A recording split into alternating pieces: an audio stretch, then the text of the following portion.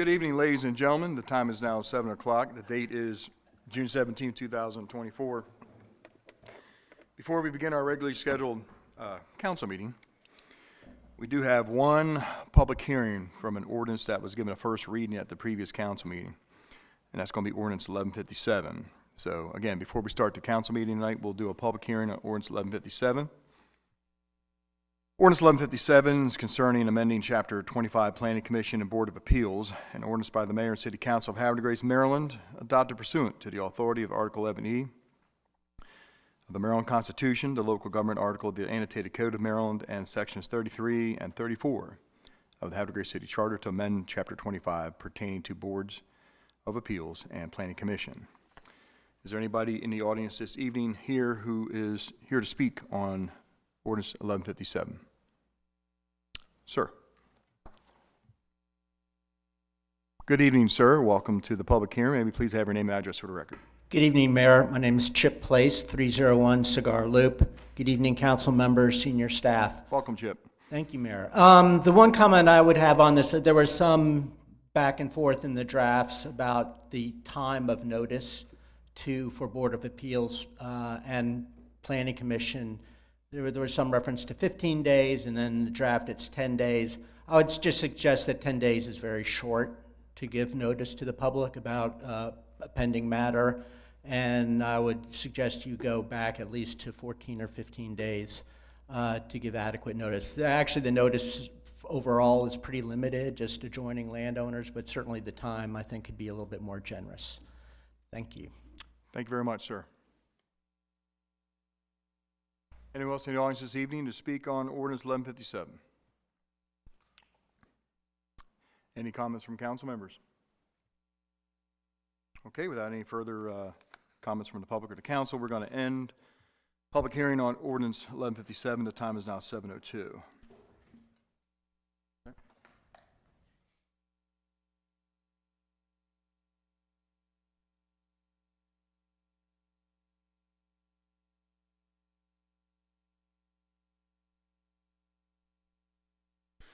Okay, here we go. Good evening, ladies and gentlemen. The date is June 17th, 2024. The time is now 7:03 p.m. We call to order a meeting of the Havre Grace Mayor and City Council. Council President Ringsocker. Here. Councilmember Robertson. Here. Councilmember Jones. Here. Councilmember Boyer. Here. Councilmember Shenagas. Here. And Councilmember Boger. Here. All council members are present. Will you please join me for the Pledge of Allegiance and opening prayer? I pledge allegiance to the flag of the United States of America and to the republic for which it stands, one nation, under God, indivisible, with liberty and justice for all. If I could ask everybody to kindly remain standing as we're going to have the opening prayer. I'd like to call forward Reverend Gene Proud. As I scan the audience, I don't see Reverend Gene Proud, so we'll call on our resident religious advisor, Council President Ringsocker. All right. How's that for putting somebody on the spot? That's right. Bow your heads. Supreme Architect of the universe, we invoke thy blessing at this time. May this meeting thus be gone in order to be conducted in peace and close in harmony. Amen. Amen. Thank you. Please be seated. Quick and easy.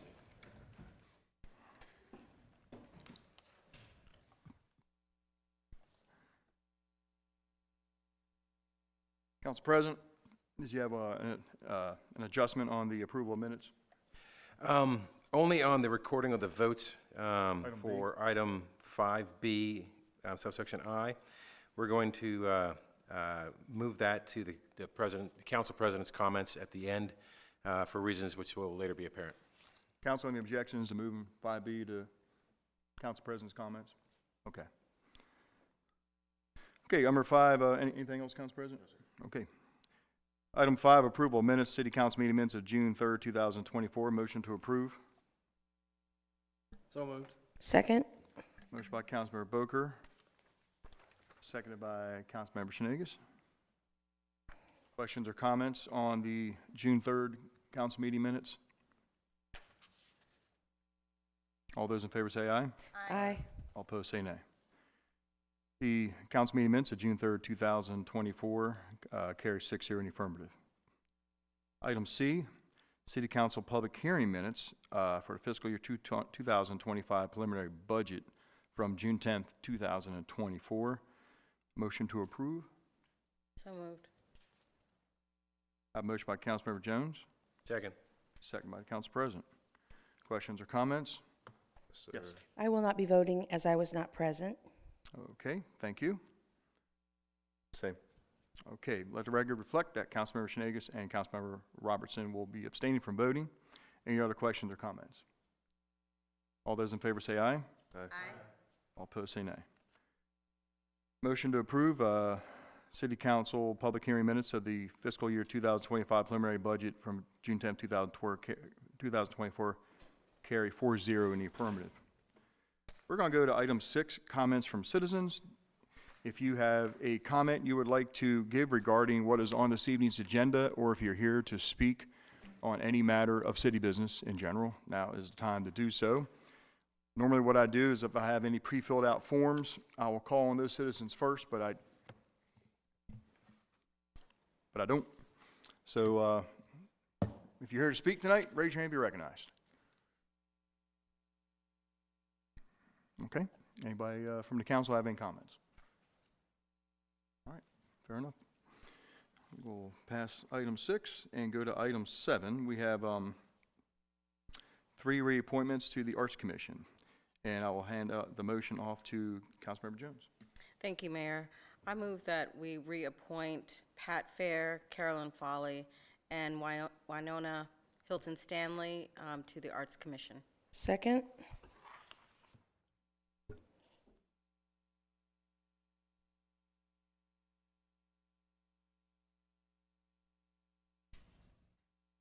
Council, I have a motion by Councilmember Jones. It's seconded by Councilmember Shenagis.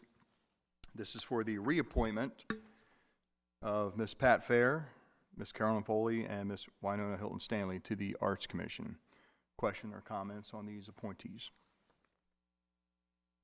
All those in favor say aye. Aye. All opposed say nay.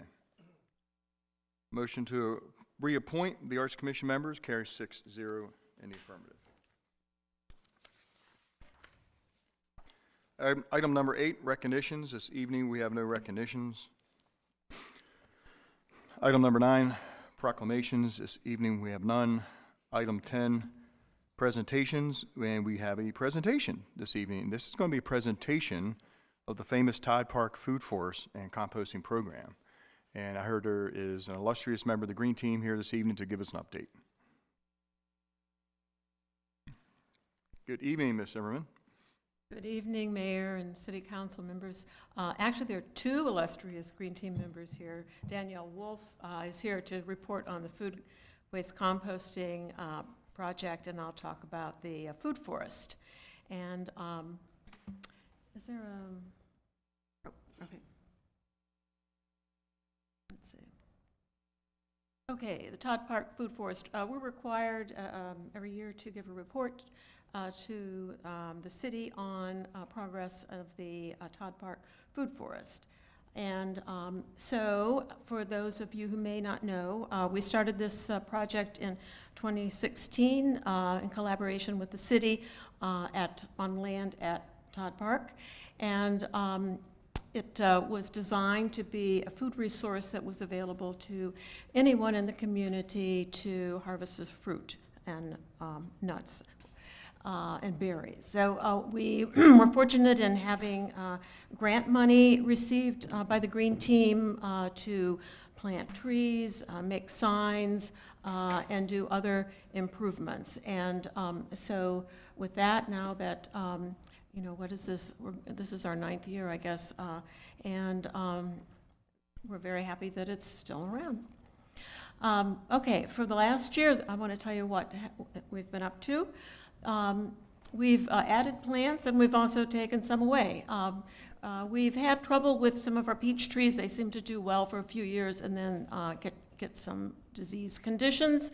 And couple years back, the DPW removed one of our peach trees. This past year, they removed a second one. We don't know how the 3 remaining peach trees are going to do. We're keeping an eye on them, but, you know, we don't spray, so, you know, we have to go with whatever happens to them. But we did add some plants. As you see there, we added 6 high bush blueberries in 2023, and those were to replace some that had died, but also increase the total number. And then those are placed within what we call the permaculture beds. They're planted along with some perennial plants that provide benefits to the soil, but also to pollinators. And we planted 2 Asian pears last year. We've been told that Asian pears are hardier than the other kind of pears that we eat, such as Danjou and Bosque and those kind of things. So we're hoping that that's the case.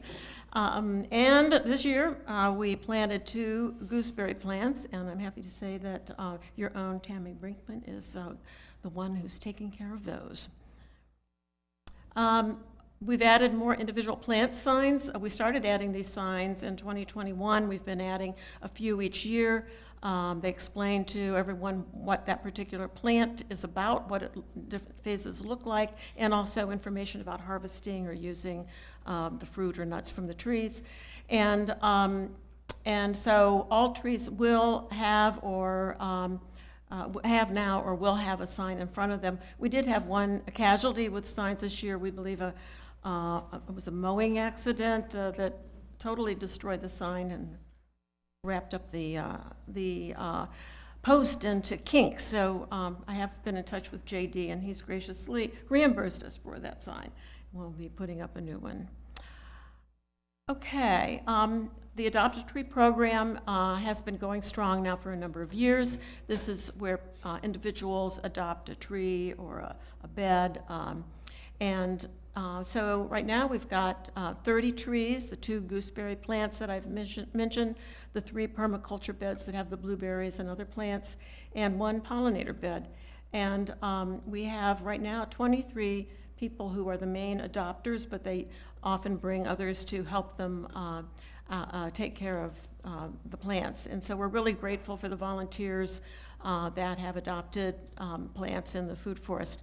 I also want to announce that we recently were notified that the pollinator bed there was going to be on the Harford County Pollinator Trail. And last week, a master gardener came over and placed a sign in the bed over there. So that makes currently, I think, 2 sites in Havre de Grace that are on that trail, one at the pollinator or the food forest, and the what's it called? The family homestead on Market Street, and Moorhead Family Homestead on Market Street. And soon we believe the new bed at Tidings Park will also be on that trail, because we've applied and everybody's very excited about that. So good news there. So what do these adopters do? We meet usually a work day every spring, every fall, and people weed their plants, mulch them, prune, and so forth. And we're grateful to DPW for providing mulch that we use, and there's a tank on site the Susquehanna Hose Company fills up for us when we require water. It's usually just once a year that we need it there. And also in between, the adopters come and take care of their plants as needed. So we think this has been a very successful program to date, and you know, each year we put out, if we have some vacancies of trees need adopted, we don't have any trouble filling them for the most part. And here's some pictures from our recent work days, people taking care of their trees or planting, and you can see Anise Bloom there pointing to something, and that she's very proud to show that the first time this year we had flowers on the pawpaw plants, and we actually have little pawpaws growing this year. So that was an exciting development. If you know what a pawpaw is, it's a native plant here that it's one of the few plants that produce edible fruit in our area that are native. Okay, going forward, we do have some maintenance tasks coming up. We'll have another work day this fall. We will consider planting some additional trees or bushes, and install a few signs for where needed. And we're thinking about other opportunities, you know, with the Amtrak construction happening. The Food Forest, because it is open into the community, does offer a potential fresh produce to those people who are interested in visiting and harvesting it. It's not a huge amount, but it is, you know, something for the community to take advantage of. And also, we have reached out to the public school system and hope to become an official partner of the middle and high school, and that would give us opportunities to work with students, bringing them to the Food Forest and in an educational capacity. So, you know, this is all done by volunteers. Green Team is a totally volunteer organization, and so we're always looking to recruit additional people for this project and others. And so anyone listening to this tonight can send an email to the Green Team and let us know if they're interested in being involved in the Food Forest. So that's my report. And any questions? Any questions, council? I have one. Oh, I'm sorry. Go ahead. You want to ask a question? Go ahead. Have you been able to adopt out the serviceberry tree?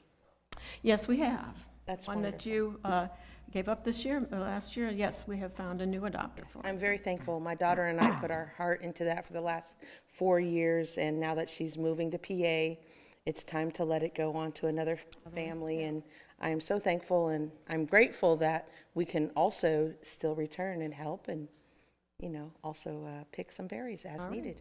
So Thank you. thank you so much. Well, thank you for a great update, Ms. Zimmerman. I remember I was there the day years ago when we planted the first handful of trees, and I'm not saying, I wouldn't use the word skeptical. I was just kind of like, is this really going to work? And it's amazing what has become of the Food Forest. But I think you mentioned this earlier. You don't spray any of your... Right, right. Is there anything left?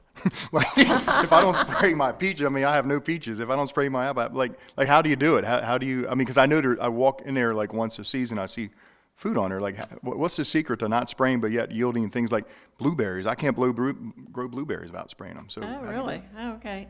Well, I don't know the answer to that. You know, we have been successful with our peaches for a few years, but now, you know, we're having some problems. So it's just that the Green Team doesn't want to use, you know, pesticides on Right. plants. I mean, I can't blame them. I've just never had any luck with it. It amazes me. It amazes me what you're able to do. Yeah. But that's awesome. Any other questions from council members? Oh, I'm sorry, Councilmember Boyer. So I just want to thank you for also keeping in mind that the community who lives around that area, when you go to the Family Dollar just down the street, it's clearly obvious that more and more people are using that as their main source for food shopping. But there is no fresh food there. Maybe eggs and milk, but that's about it. Everything else is processed food.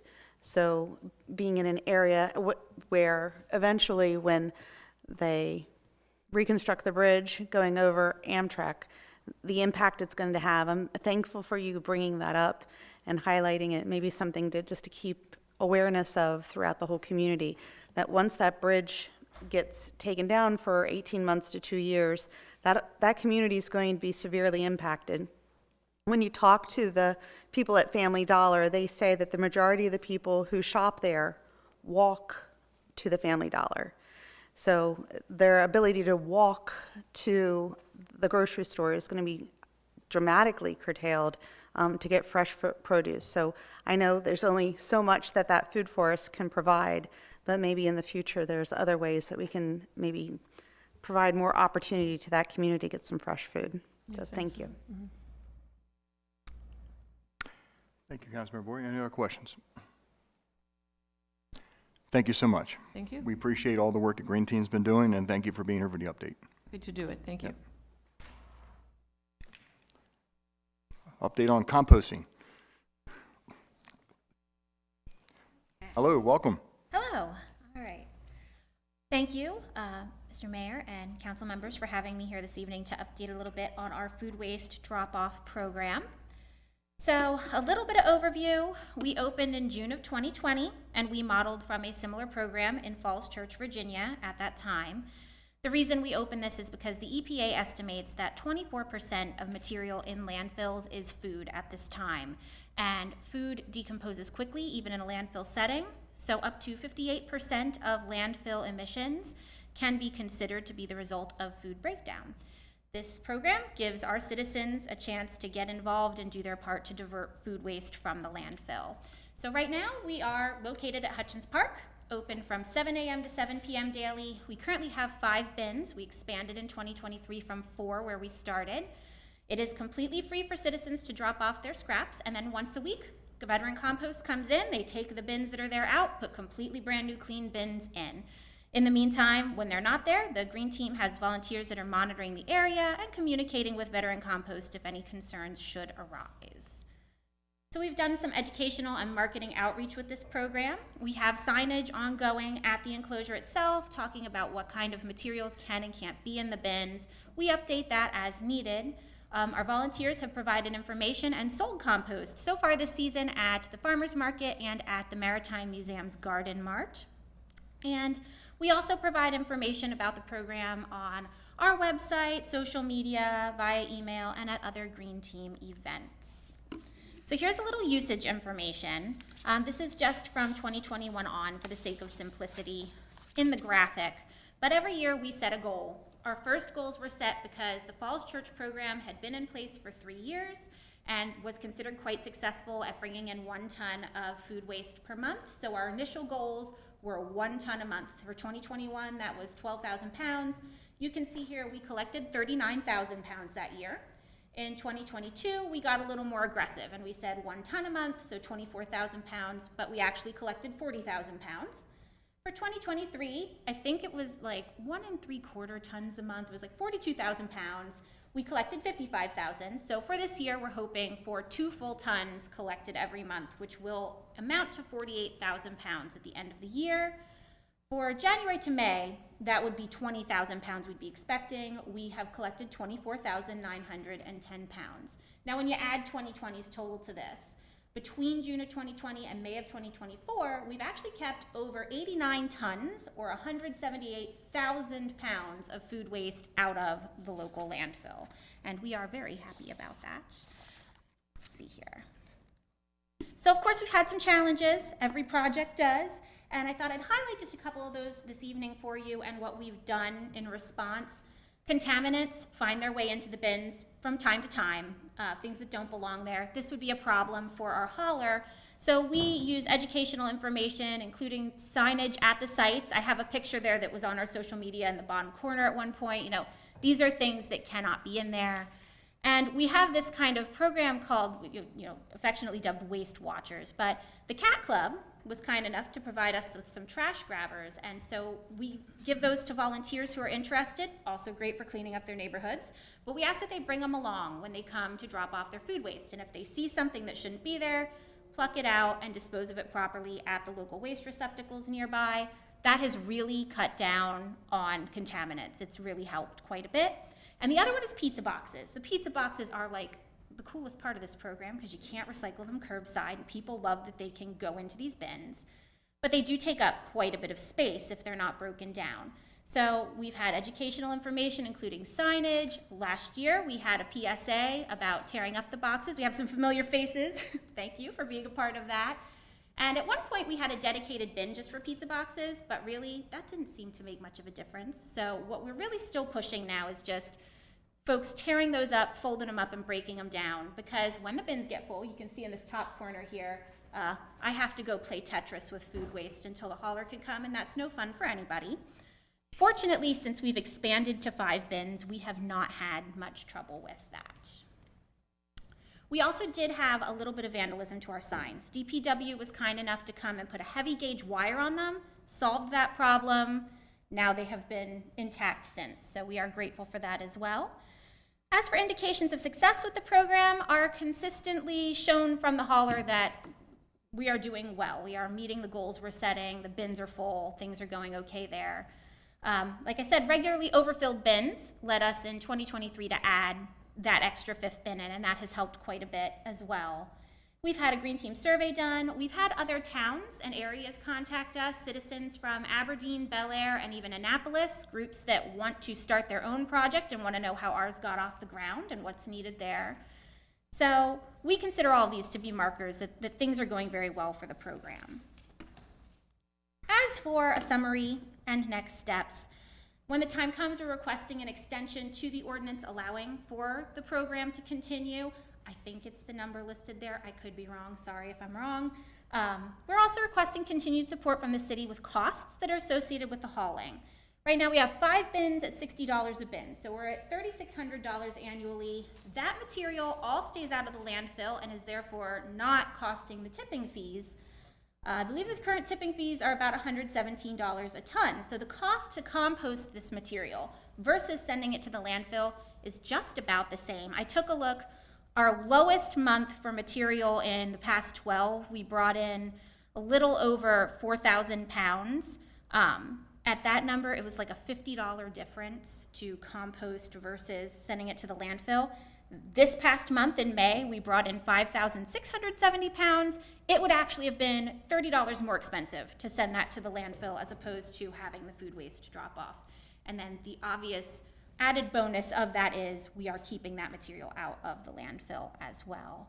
And additionally, just requesting consideration for the future of that expansion to a second site to serve residents on the Hill. Again, we've got so many amazing projects coming up. We've got Amtrak, and I know the improvements to the city downtown are coming. So think of our residents on the Hill. It's a little tougher, or it's going to be a little tougher for a while for any that do use it to get down there. And I think it would add quite a bit of value to the community.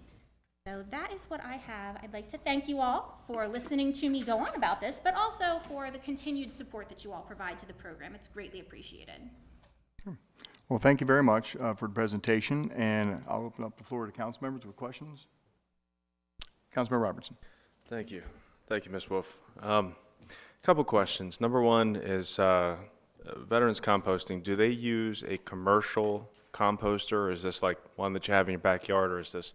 They're a very large commercial facility. Now, I personally have not been one that has toured them. I believe Carol has toured their facility before, but yeah, they're a large-scale commercial composter. So they can take a lot of things that your backyard composting sort of wouldn't. Mm-hmm. We do not allow seafood in our bins for obvious reasons. We do not want an unpleasant odor or anything for folks around. And fortunately, we've never had that problem.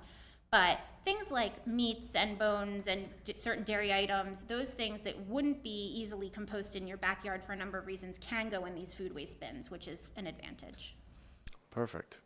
And I guess the $60 per bin per month includes their service, right? That is the clean bins and the hauling, and they take the entire bin out, which is also very important. The cleanliness of the site is important to us at the Green Team. We want to make sure there's no disruption or issues. So it seems to work out well. I appreciate that. Thank you. Thank you. Thank you. Any other questions or comments? Councilmember Boyer? So to your knowledge, has there been any complaints in regards to smell? No, absolutely none. There was a question the first year about why there were maggots in the bins. I'm just going to throw that out there. They're a natural part of the process. Once we reached out to our hauler and learned about all of that, we reached back out to the person. They were like, oh, I was just curious. So we've never had any complaints of any kind, really, with the program, to my knowledge. And if you were to expand up to the Hill, about how many bins would you have the same amount of bins downtown and then up on the Hill, or would you have to look into that? I would suggest a conservative start with, we started with 4 downtown. I would say we'd start with 4 up the Hill. I think location is a huge part of it. You want something that's visible, where folks feel safe dropping things off, not too out of the way, but that's just my 2 cents for the, yeah. I agree. Thank you. Okay. Thank you. Any other questions or comments? Councilmember Shenanigans? Have you ever considered using the community center where the gardens are currently up by Old Reservoir? Because I know that a lot of people, I know there's a compost section for the gardeners. Right. And there is a area for trash bins that are affiliated with the community center. Would that be a spot that would be amenable to up the hill, or is it not far enough up the hill? I would say, I don't want to say too far up the hill because that's kind of not exactly how it's located, but in my personal opinion, I love the community center for a number of reasons, but it's a bit out of the way, and it is not the best, the best lit, although we're generally only open 7 to 7 here as well. I don't know how many citizens would drive kind of all that way. I think now the city, as part of their support, actually put the enclosure there for us on their property. So that's really a city determination how and when that would expand. But my take would be, if you want to poise yourself for maximum success, you would probably want somewhere where folks aren't driving all that far and they're not feeling like they're going out of the way. Somewhere where folks are already coming by, they're headed down to go to the grocery store or to get gas or something like that. Oh, hey, it's right here. Not anything against the community center, though. I think that's one of our town's loveliest assets. I'm not totally sure that that's a fit in my mind, but that doesn't mean it's not a fit. That's one lady's opinion. Thank you. Thank you. Any other questions? Well, thank you very much again and thank you again, Mr. Zimmerman, for taking your time this evening to come here to update the council on the efforts of the Green Team. So we appreciate it, and keep up the good work, and I hope you have a great year this year, and we look forward to working with you. Thank you.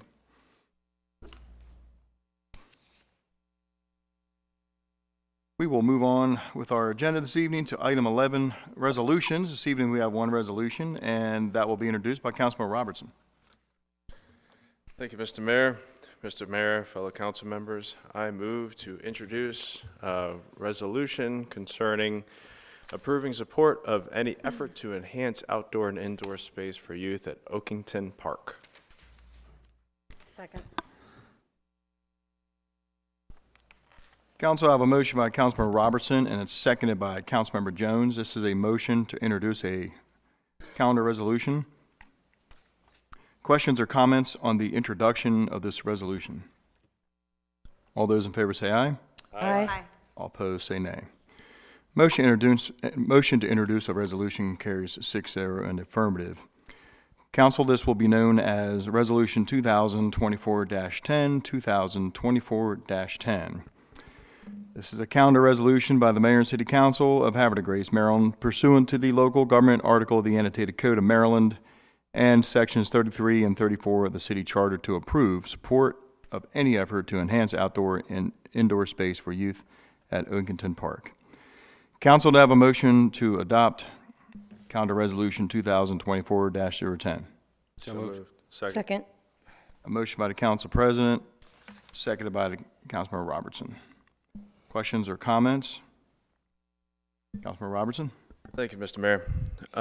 So, for those unaware, the Oakington Park area has 1,200 acres. The government of Harford County had some input sessions a couple weeks ago from residents looking for ideas of what to do with this property. Many things came out of that.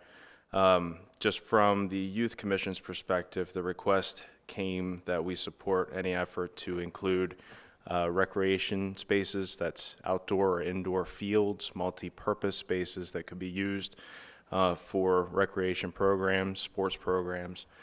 And Mr. Mayor, if you would indulge me, I'll just go ahead and read this resolution. Go ahead. Yeah. So whereas the Harford County government has identified more than 1,200 acres on the Oakington Park Peninsula, and whereas the Harford County government is currently seeking public input for the use of the space, and whereas the need exists according to both the Harford Next Master Plan for the Next Generation and the 2022 Harford County Land Preservation for Parks and Recreation Plan for more multi-purpose outdoor and indoor field and recreation space for Harford County youth. Now therefore it be determined, decided, and resolved by the City Council that on this day, the Havre de Grace Mayor and City Council approve support of any effort to enhance outdoor and indoor space for the youth of Harford County. That's it, Mr. Mayor. Thank you very much, Councilman Robertson, for your comments.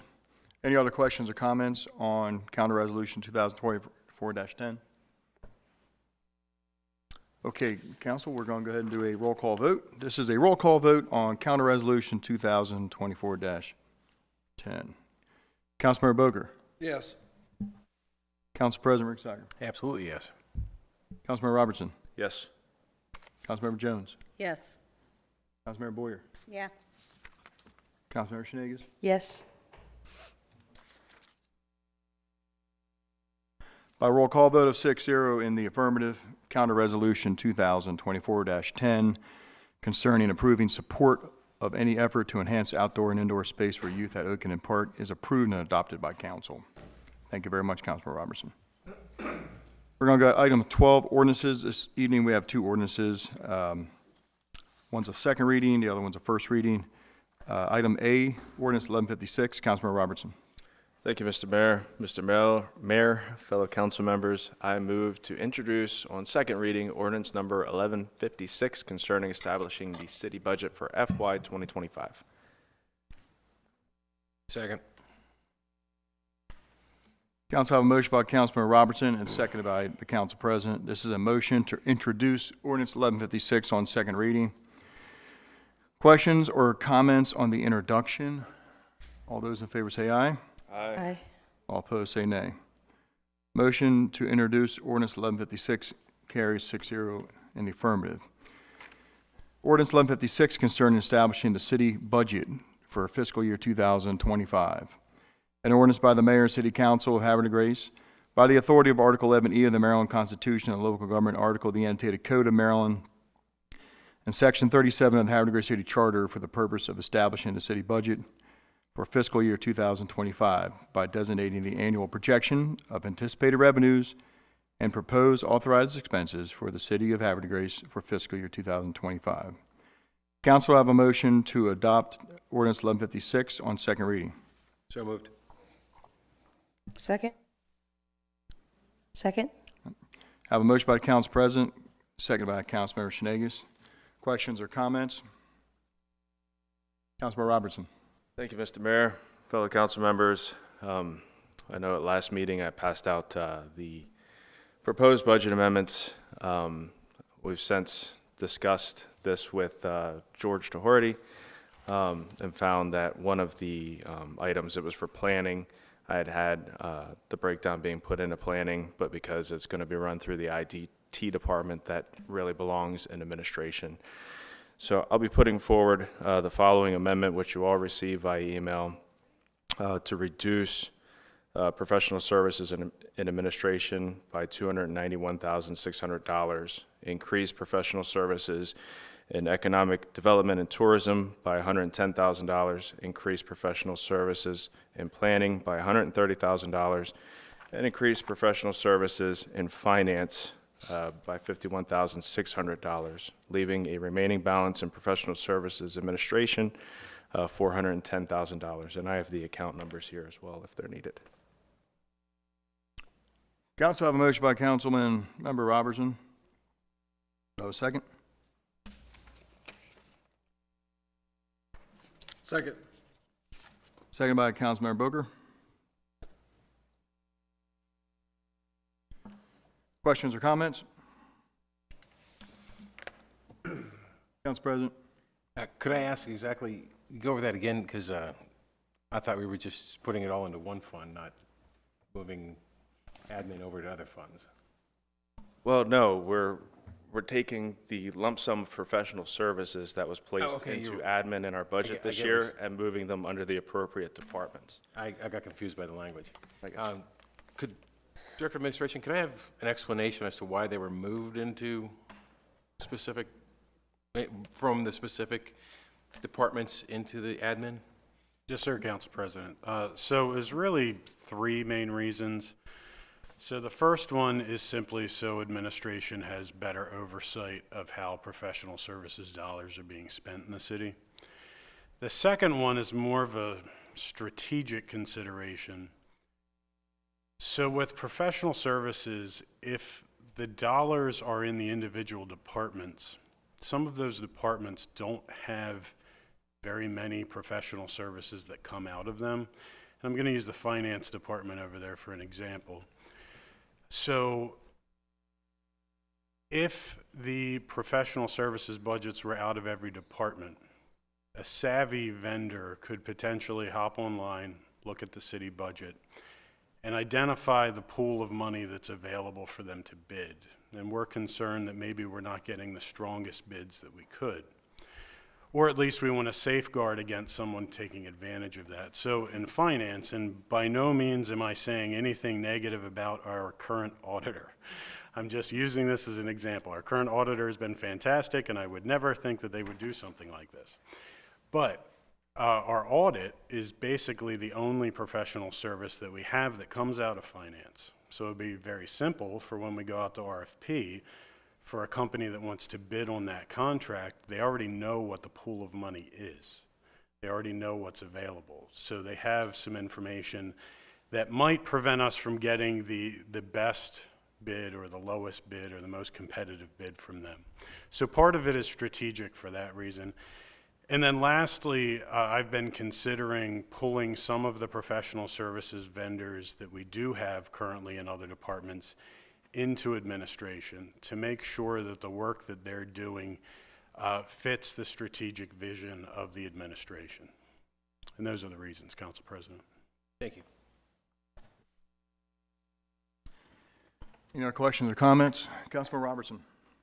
Yeah, I'm just curious how, being that this is a change from prior year, the prior couple years, how was the RFP process done prior to, I guess, the new Director of Administration? And also, who is responsible for the oversight of those contractors?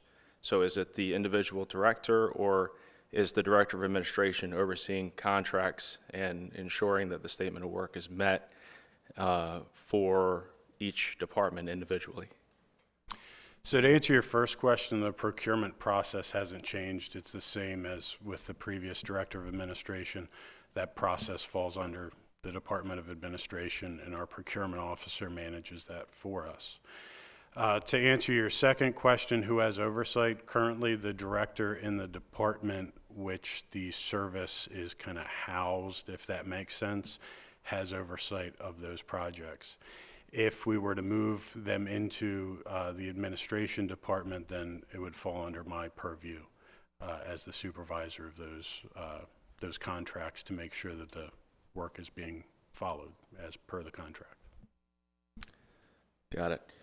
So I guess, you know, my concern there is just from a budgeting practice standpoint, I think that it makes sense to put the funding where it belongs to ensure that that what our directors said that they need is met. You know, my concern, and this is for council, is that at any point in time, the direction of the administration could change, and without council consent, what we thought we would be spending that funding on would be spent without our knowledge or consent. So if the approval process, or if the RFP process and the procurement process remains unchanged, and if it was fine the way that it was, which means it's continuing the way that it is, I don't understand why the Director of Administration or the mayor would not have oversight already. I think that that's a redundancy, and I think that perhaps doing the contract evaluations from just the Director of Administration may not be the most advantageous. I want to remind council that the mayor put forward each director that sits up here, and we agree that they're the best in their field to handle what they do. So I think that it's important that they have the tools to do their work. Thank you. Thank you, Councilman Robertson. Any other questions or comments?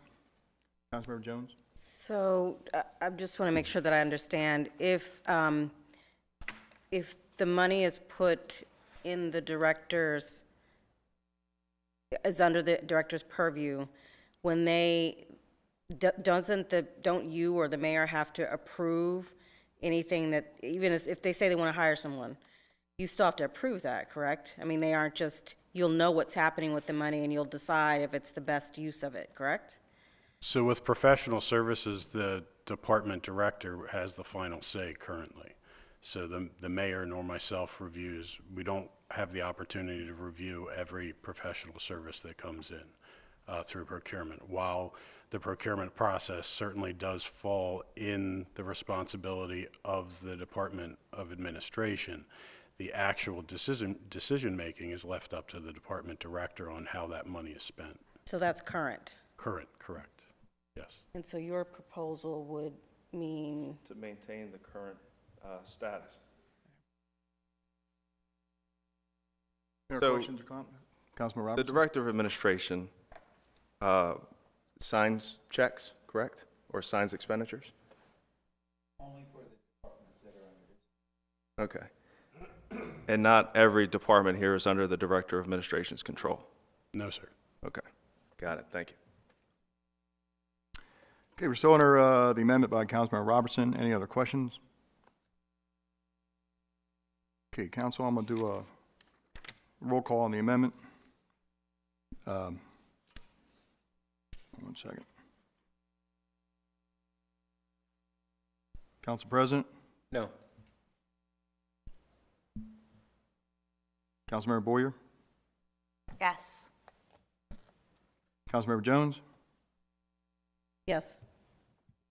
Councilmember Shenagis, No? Councilmember Booker. No.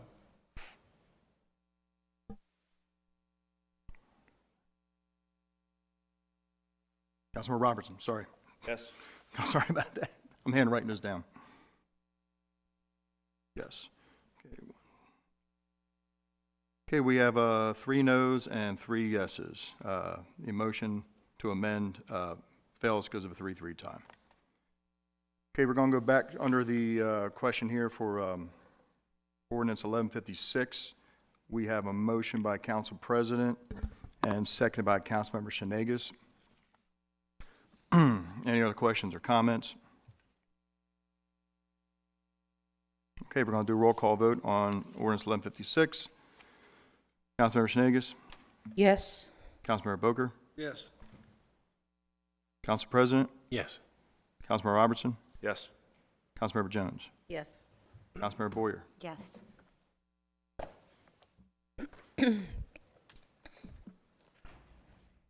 By roll call vote of 6-0 in the affirmative, City Council Ordinance 1156 is adopted.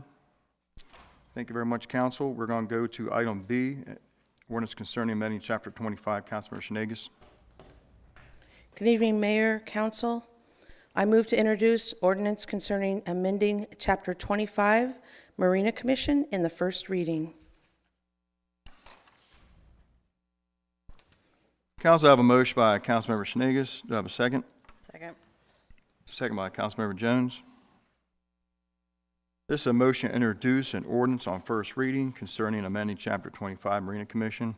Questions or comments on the introduction? All those in favor say aye. Aye. All opposed say nay. Motion to introduce amendment carries 6-0 in the affirmative. Council, this will be known as Ordinance 1158. An ordinance by the Mayor and City Council of Havre de Grace, Maryland, adopted pursuant to the authority of Article 11E of the Maryland Constitution, the local government article of the annotated Code of Maryland, and Sections 33, 34 of the Havre de Grace City Charter to amend sections of City Code Chapter 25 Marina Commission.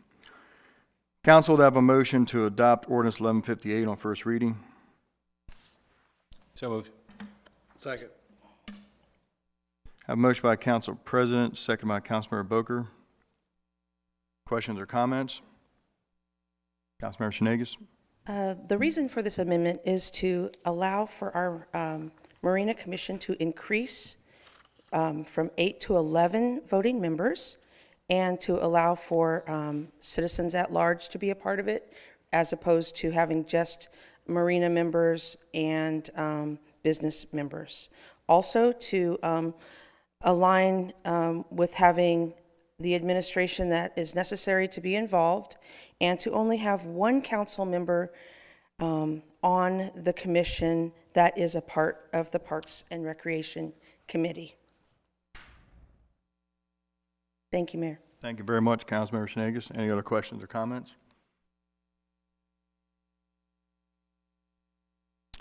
Council, we're going to do a roll call vote on Ordinance 1158. Councilmember Boyer. Yes. Councilmember Shenagis. Yes. Councilmember Boker. Yes. Council President. No. Councilmember Robertson. Yes. Councilmember Jones. Yes. By roll call vote of 5 yeas and 1 nay, ordinance 1158 is adopted on first reading. Council President, public hearing at the next council meeting, which is July the 1st? July the 1st. All right. We will do the public hearing on 1158 on July 1st at 7 o'clock p.m. Okay, council, we're done ordinances. We're going to go to old business. Item 13, we have no old business. Item 14, which is new business, we do have one item to be voted on, a special event, and I'll hand off to Dr. Ritchie. Thank you, Mayor. For your consideration this evening, we have the Havre Grace Lighted Boat Parade to be held September 27th, 2024, from 5 p.m. to 11 p.m. at Concord Point Park. Okay, council, I have a motion to approve the Havre Grace Lighted Boat Parade. Second? Motion by Council President, seconded by Councilmember Schnagus. It's a motion to approve the boat parade for September 27th. Any questions or comments on it? Yes, sir. Just one, just make sure you bring your bug spray out there, because it gets buggy out there. But, no, it's a great event, and, hopefully I'm judged again this year. I love being a judge. That's your job. That's going to be your job. Any other questions or comments? Councilmember Boyer? Is this a standalone event, or is it attached to another event? It's a standalone. It used to be part of the Waterfront Festival, but it's its own standalone event now. And why is it standalone and not part of the other event? What made it change? Well, we're not having the Waterfront Festival. We're not this year. year. The Waterfront Festival. Okay. So. Yeah. So, and we're going to have it at the end of September when it's a little bit cooler than Less bugs. less bugs. Okay, thank you. But It's, it's kind of yeah. kind of Just so taking on everybody- life of its own, is the Lighted Boat Parade. So, no, good question, but I don't believe we're having the Waterfront Festival this year. Okay. And just so everybody's tracking, that's also the first night of the Italian Fest in Bel Air, too. So I don't know if that impacts anybody. Thank you. Thank you. Any other questions or comments? Okay, this is for the boat parade, September 27, 2024, Concord Point Park, 5 to 11. How say ye, council? All in favor, say aye. Aye. All opposed, say nay. Boat parade carries 6-0 in the affirmative. All right, we're going to go to director's reports, and right back to Dr. Ritchie. Thank you, Mayor, Council President, council members, colleagues, and citizens still in the audience. So I just have a couple comments this evening. I would like to start by just publicly recognizing and thanking our DPW staff. This last week, part of that crew has really went above and beyond. I'm sure most everybody knows we had a wastewater pumping station failure at Native Dancer, and the team responded very quickly and literally worked around the clock, not only to repair the issue, but also to mitigate overflow. And this morning, we got some awesome news. We received confirmation from the Maryland Department of Environment that the lab samples from the sediment basin that we submitted look good, and there is no further mitigation that's required. So kudos to the DPW team that responded to that. They did an excellent job. So Saturday, June 22nd at the Lock House, the Havre Grace Arts Collective is dedicating the city's newest piece of public art. The sculpture is called Samara, and the ceremony will begin at 1 p.m. And then Saturday evening, Yellow Brick Road, a tribute to Elton John, will be performing at the Star Center. I did have an opportunity to see them the last time they were here, and it was an absolutely fantastic show. So I highly encourage people to go. You will enjoy it. And then Rogue Swan is going to be performing a modern vaudeville at the Star Center on June 28th and June 29th at 8 p.m. And one of the really neat things about this event is that the Friday night performance on the 28th is a donation-only performance. So you get your ticket based on whatever you can afford to pay. It doesn't matter how little or how much, that's the cost of your ticket, and you get general admission. And then you can get tickets for all of the wonderful events at the Star Center, including the ones I just mentioned, at starcentermd.com. I would like to recognize your team chief for their efforts at First Friday. It was a wonderful event, once again, packed with a lot of people. It was a beautiful day, and the police department was very visible, and they were doing a very good job at keeping everybody safe and keeping everything orderly. So thank you, Chief. And then last but not least, our colleague Bridget Johnson is not here today because it is her birthday, and I'd like to wish Bridget a happy birthday. And that concludes my comments for the evening. Thank you. Thank you very much, Dr. Ritchie. We appreciate the update. And we're going to go to Mr. Boursier, Director of Planning. Good evening, sir. Good evening, everybody. I just want to thank Mr. Place for his comments tonight. We're just trying to make the notice period match for Board of Appeals and Planning Commission. We had chosen 10 days, but it's not a big deal for us. So if anybody on council would be in support of an amendment to move both of those times to 15 days, department would be open to that as well. There was a meeting earlier in the week at Greenway Farms that the Department of Planning or Public Works we didn't know about concerning wanting to put a traffic signal at Martha Lewis and Route 40. We found out about that the evening before in an email, but I didn't see the email till the next morning.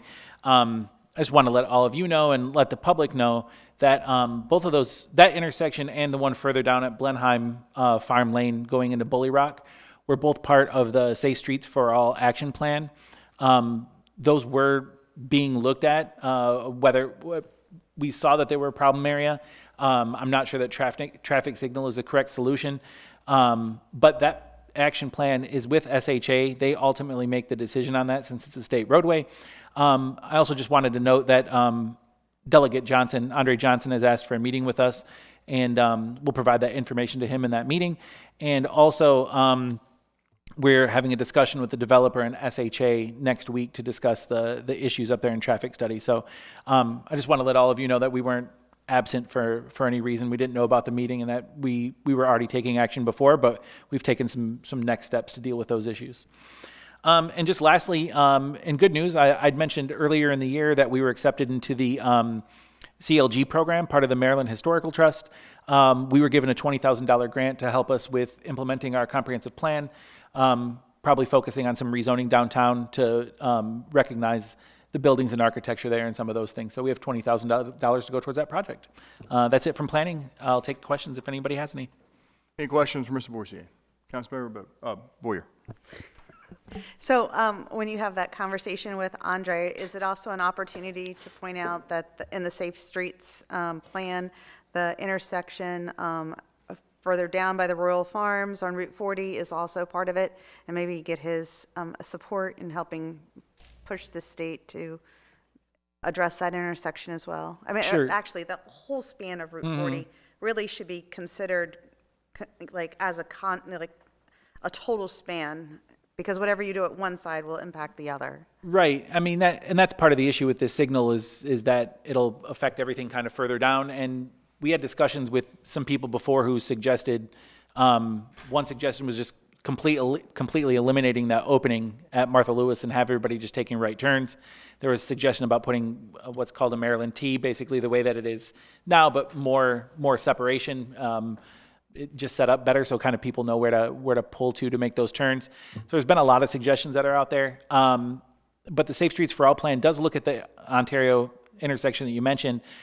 We did do a tour with county and SHA staff, and they're supposed to be doing some further study on that. And that happened before this situation. So we are looking at all those things, and I'll be sure to mention that to Delegate Johnson.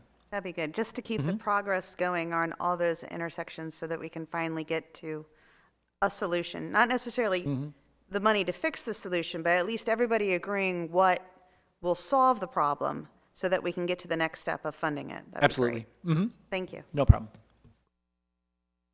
Thank you very much. Any other questions for Tim? All right, thank you, Tim. Appreciate it. Mr. Doherty, Director of Finance. How goes it, sir? Good evening, Mr. Mayor, council, citizens, both here and at home. First off, I'd like to thank the council for the passing of the budget ordinance. Considering that we can't adjourn until you do, I'm very appreciative that you decided to approve it. Secondly, for the current situation of the major funds, the general fund, we had revenues of just under $800,000, and we had spending just over $975,000. So the fund declined by just under $185,000 and sits at $2,185,000 with 2 weeks to go in the fiscal year. So things are looking good. The water and sewer fund, we had a little over $600,000 in revenue, mostly for the June billing. We had the expenditures of $815,000, a smidgen above that. So the fund declined $214,000, a little bit below that, but stands at little over $3.3 million as we speak today. And the marina fund, we had $38,000 in revenues and just under $32,000 in expenses. So the fund rose $6,000 to a $802,000 balance. So all the funds are doing very well.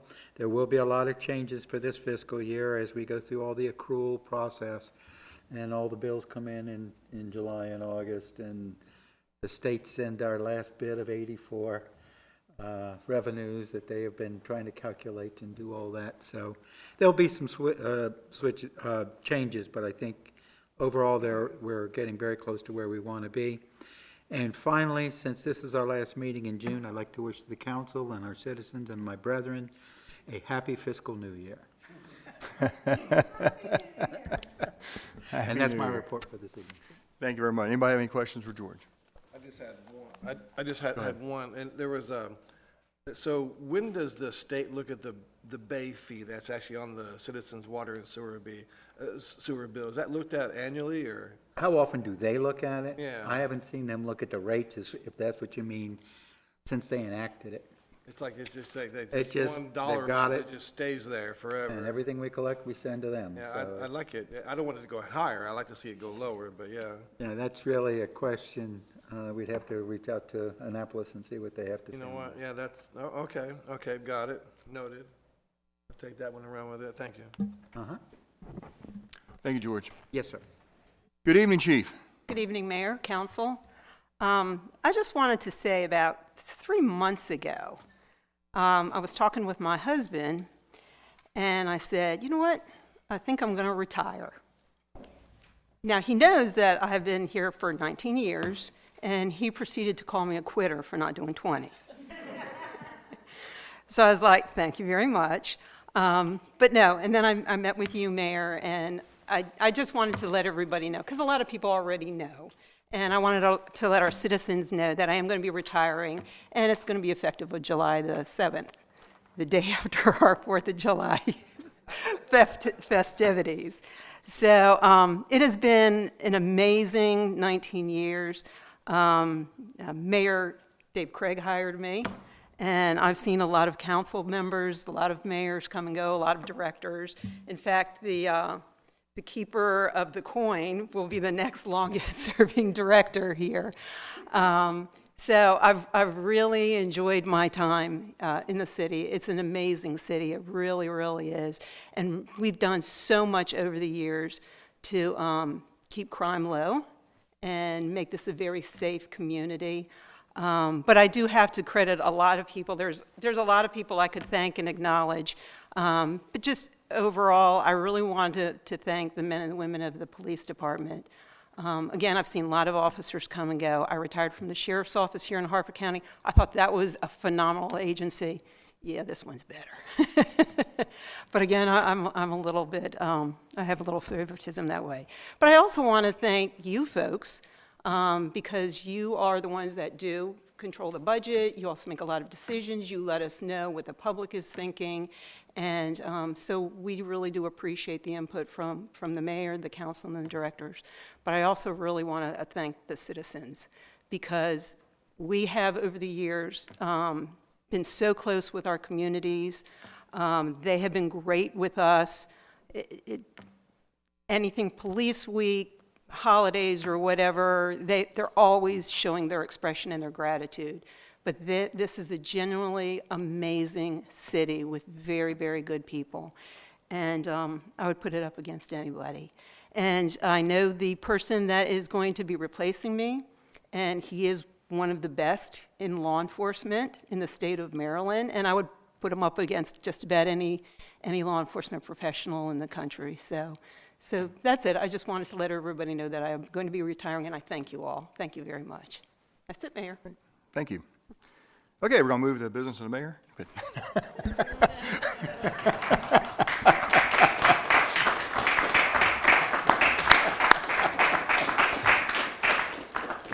Trust me, I know the chief didn't want all that, but we'll save our jolly good fellow accolades for you for the next meeting. But I want to thank you, Chief, for coming out and letting the citizens know officially. The chief was right. She came forward over a couple months ago about her retirement. And even though it's not a secret in the inner circles of City Hall and the police departments,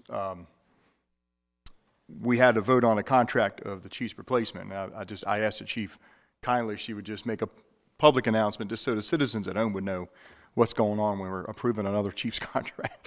So thank you so much, and you will be at the next council meeting July 1st? I will be there. Okay, and you'll be working the Independence Day Parade? I will. Just one more chance to tase somebody, right? For good old days, right? Okay, maybe we'll see what happens. All right, but thank you very much, Chief. We appreciate everything, and thank you for letting the citizens know. And like I said, I've been here since 2008, and I've never been through the change of command of a police chief. So this is something new for me too. So you got to help me through this, all right? You'll be fine. All right. All right. Thank you, Chief. So just a couple things, real quick, from my office.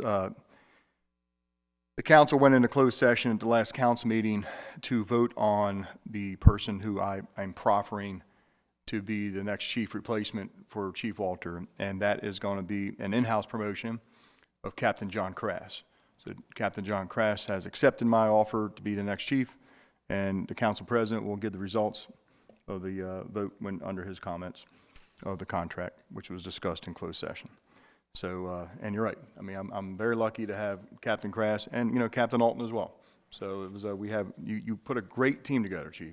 So we thank you for that. We thank you for that. So here we are. Summer's about to start officially. If you look at the stars in the sky, and what is that called? The summer solstice.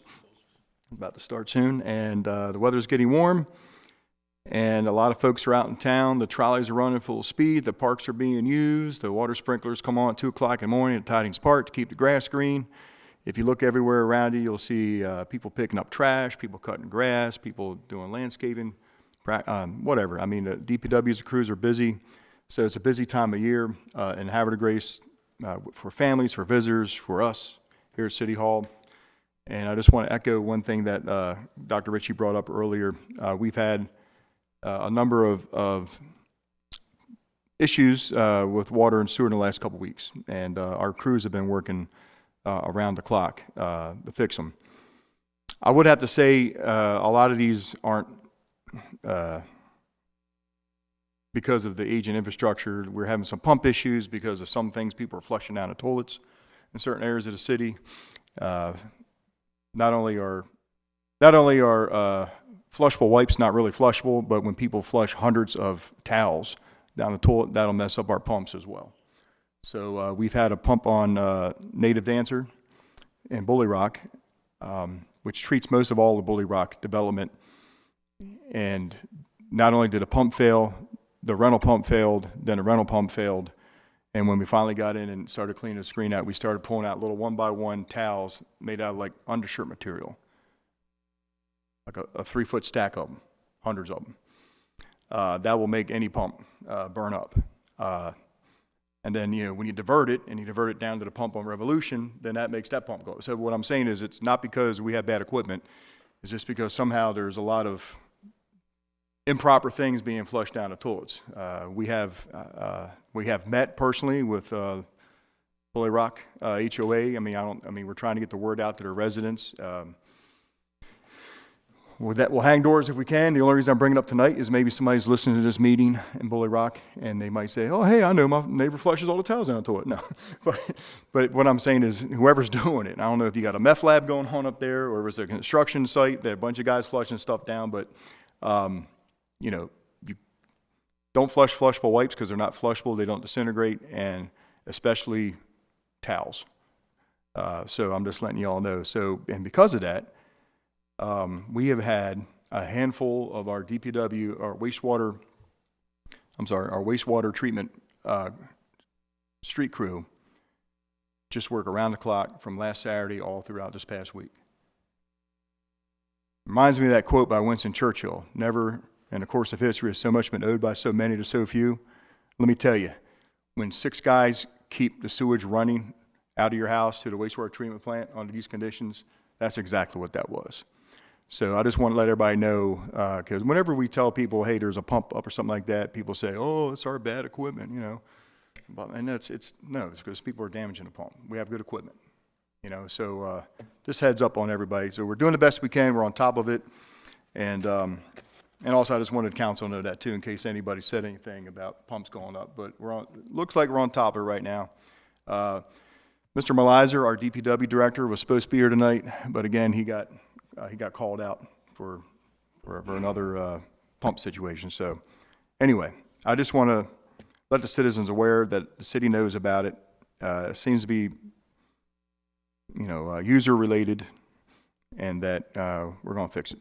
So thank you very much, everybody.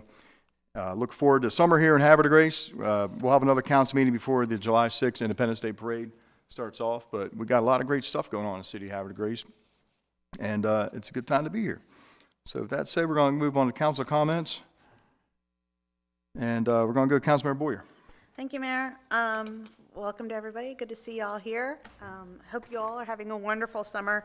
I want to let you all know that I attended the Southern County Task Force meeting on the 13th in June down at the Edgewood Rec Center with Councilmember Jones, and it was very interesting. A lot of great things happening in the Southern County, lots of opportunities that I think if we just parlay them and take advantage of some of the ideas that are being put out there, that it would be beneficial to us, things in regards to tracking foreclosures, abandoned properties, and I believe, well, they're currently working on a livability code for the county, but in addition to that, they're going to be working towards landlord registration of properties, which I think is very interesting, and it would be a good thing for us to be cohesive throughout the county in the way that we approach the registration of landlords, because I think it'll help our communities as a whole. In addition, I participated in the meeting out on Martha Lewis. You know where my mind goes. Martha Lewis, and it was it was a great opportunity because everything that we have been saying as far as concerns at that intersection was extremely evident that day. From the stacking up of cars in the middle of the intersection where we call it the shark teeth are, multiple stacking, people turning incorrectly through that intersection, a bus, 2 guys walking down Martha Lewis to get a bus, literally standing on the side of Route 40 in the acceleration lane waiting to get a bus. I mean, it was just one thing after another. People riding their bikes in a weird way through that, like in a diagonal through that intersection, and somehow not getting hit by a car. It was a good opportunity. There were people who were there that could help us get to the next decision point, hopefully, for the state to do something in that intersection, but also it's the exact same problem we have further down at Bully Rock. And again, they were talking about that it should be on the county's priority list, and then we highlighted, is that the same list that the Route 40 intersection down at Royal Farms has been on for the past 10 plus years? So hopefully we'll, again, just keep pushing it further. I want to thank the community for continuing to put pressure on the state delegates and the state senators to address the issue. It really is helping, And together, when we all work and press, hopefully, like I said, that we can first come up with whatever the solution is going to be, and then after we get to a solution, then we can figure out how to fund it. So thank you all very much for your advocacy, and please don't stop. That's it. Thank you. Thank you very much, Councilmember Boyer. And we're going to go to comments from Councilmember Shanegas.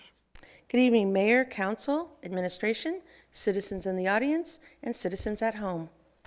I would like to say happy summer to all. Kids are out of school, college students are out of school and working, hopefully. Just kidding. There's a lot of opportunity for college students, and it's nice to know that they can come home to a community that will welcome them and offer job opportunities, as well as opportunities for high schoolers when they're out. So while you're starting your summer off, be sure and go to the summer concerts in the park. We have one coming up this Friday, June 21st at 7:30 p.m. at Tidings Park. It's Cadillac Cruisers, 50s, 60s, and 70s music. So that'll give you a chance to, connect with some of your family members that like the oldies, not the retro oldies. So it's a great opportunity. It's free, and just to walk around and see all the beautiful things that are happening at Tidings Park. There's the little park there for the kids, the statues, all the beautiful foliage, and of course the pollinator garden that's just below, right next to the promenade. So come on out. Also, with summer coming into play and kids are home and parents need to be around a little bit more often, resources start getting tight and opportunities to find things to do come up. So there's one great thing called the Community Resource Fair. It's June 26th from 3 to 6 p.m. at Somerset Manor. It's free to everyone that attends. The address is 101 Stansbury Court. You can come and learn about free local services to benefit your family. There's wellness screenings, food programs, banking and credit info, health insurance, parenting skills, veterans assistance, senior citizens and child care support, GED and education planning, employment and resume tips, legal aid information, and more. In addition, there will be food trucks available from Cowboy Eats, 410 Empanadas, Crossroads Bistro, and Love Crust Pizza and Kona Ice. So with that all being available, if you have time, come on out and find out more about what's going on in our community. Ladies and gentlemen, there's always also volunteer opportunities. If you hear the word boredom, I'm bored, well, turn your boredom into chordom and come volunteer for any of the local nonprofits in the community. You can go up to the city website and look up different communities, like the Green Team was here tonight, and there's all kinds of opportunities. So I just hope that everybody has a happy summer, and I want to wish happy birthday to Bridget. I know she's not here at the moment celebrating, so with that said, Bridget, right back at you. My birthday's this Saturday, the 22nd, and I'm celebrating a wonderful time in my life. I've just celebrated my 25th year of teaching public school. So birthday celebrations, summer fun, and teachers with years to celebrate. With that said, thank you so much. Back to you, Mayor. Congratulations, man. 25 years teaching, that's a long time. I'm not sure I know anybody else who has done that, but Someone's that crazy. I would say that 5 years ago, I celebrated my 20 years of teaching, and Mayor Martin happened to be celebrating it as well. So I would assume that this, too, is his 25th year of teaching. All right. Thank you, Mayor. Congratulations, and we'll all make sure we crash your house excited for your birthday and sing happy birthday to you. That sounds wonderful. Thank you. All right, you betcha. Congratulations to you as well. Thank you, Councilmember Shanegas. Councilmember Robertson, good evening. Good evening. No comments. Thank you very much, sir. Good evening, Councilmember Boger. Good evening, Mayor Martin, directors, those of you who are still with us in the audience, and those who are probably going to be watching this on YouTube if they can't sleep at night, right? So I always like interacting with the citizens, especially with the young students at Havre de Grace. So on June 6th, I attended the AP American Government class.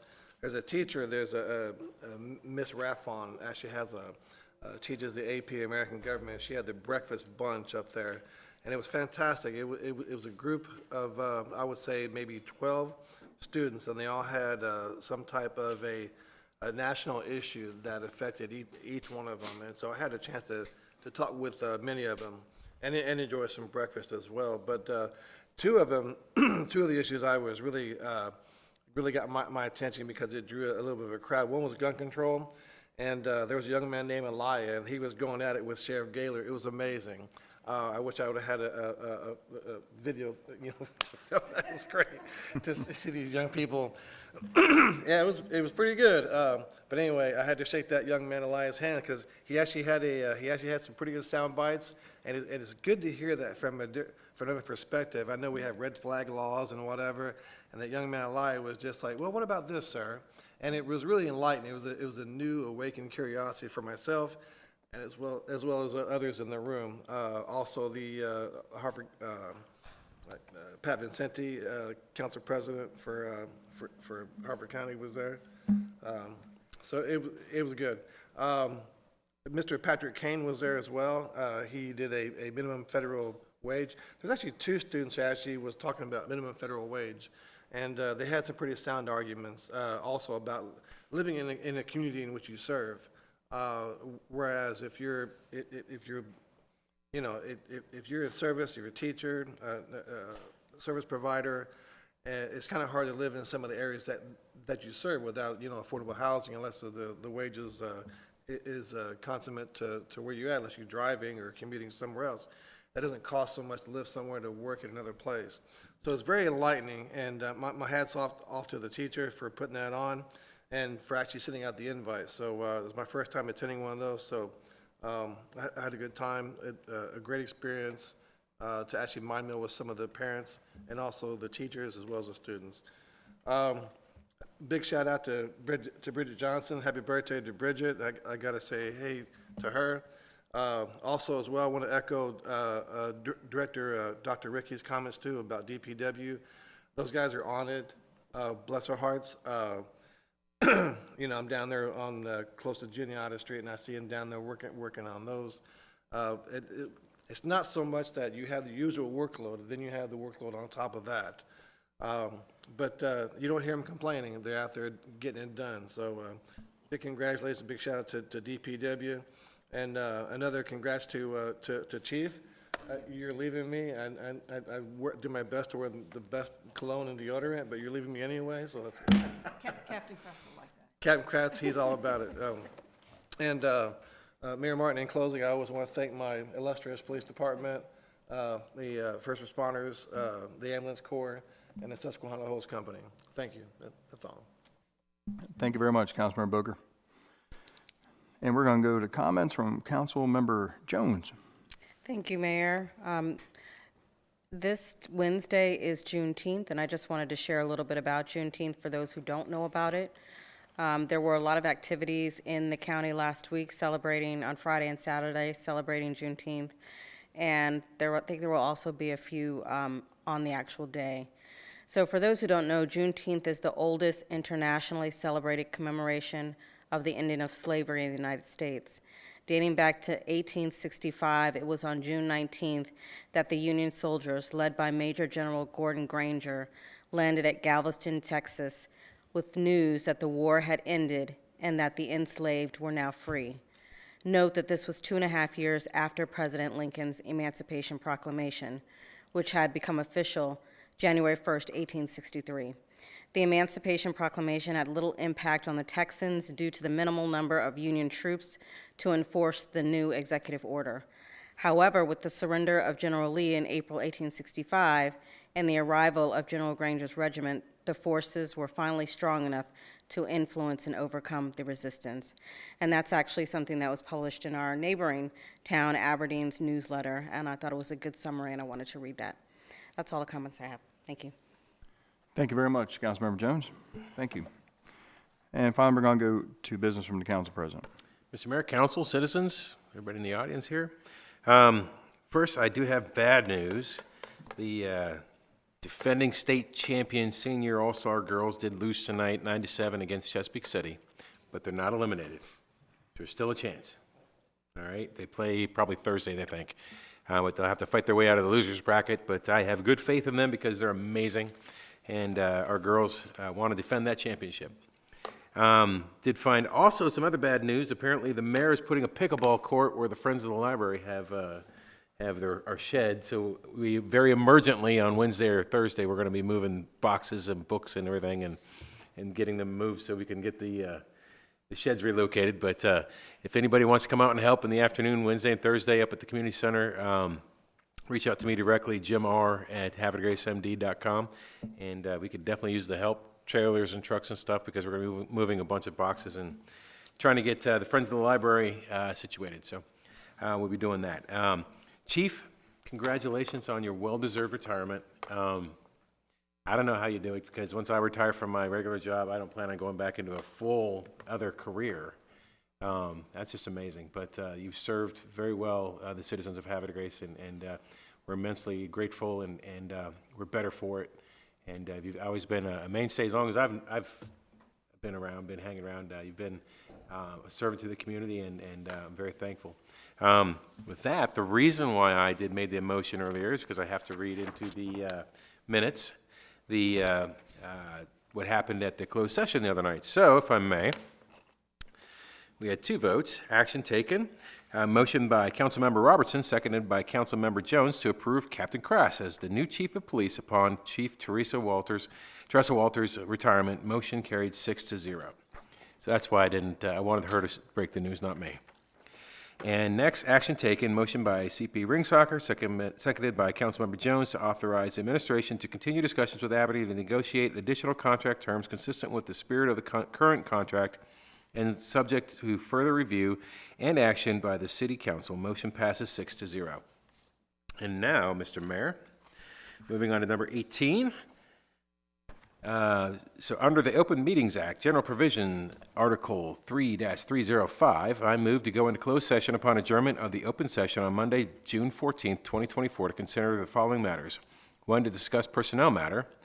This meeting will be closed under the General Provisions, Article Section 3-305, Subsection B, Subsection 1, to discuss appointment, employment, assignment, promotion, discipline, demotion, compensation, removal, resignation, or performance evaluation of appointees, employees, or officials over whom this body has jurisdiction, any other personnel matters that affect one or more specific individuals. The reason for closing this meeting is discussions concerning personnel matters are entitled to confidentiality.